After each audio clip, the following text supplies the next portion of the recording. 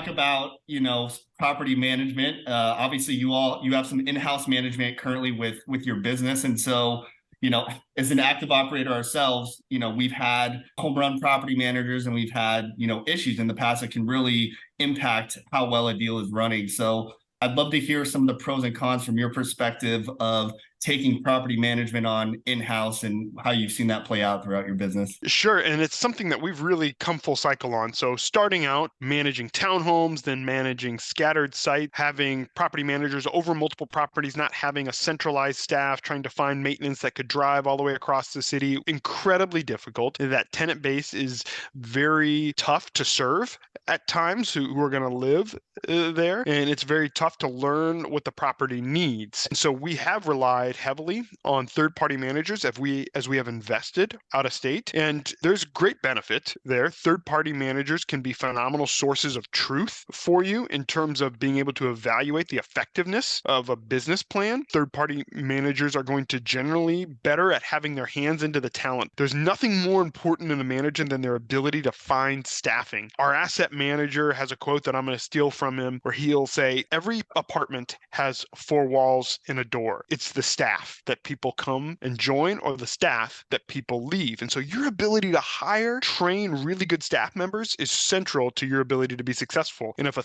third-party manager has their arms into a market where they can identify those folks, that is where they can drive value. Now, I won't necessarily go into specifics in terms of the companies that I've learned this from, but along the way, we have been burned by some third-party managers as well. I've had to learn some very basic lessons the hard way that no one is going to care about my capital, my investor's capital. No one's going to care about my property or my investor's property as much as the owners will. And so we continue to evaluate what we can bring on in-house here because not necessarily, hey, we want to grab additional revenue, but we think there is a need to protect our assets by centralizing all operations under our company here. And so I'm sharing things that are just kind of in the formative stages for us, but it can be helpful to scale with third-party management. But I always have to tell people, you got to remember, they don't own that property. You do. And no one is ever going to appreciate it as much as you can and will.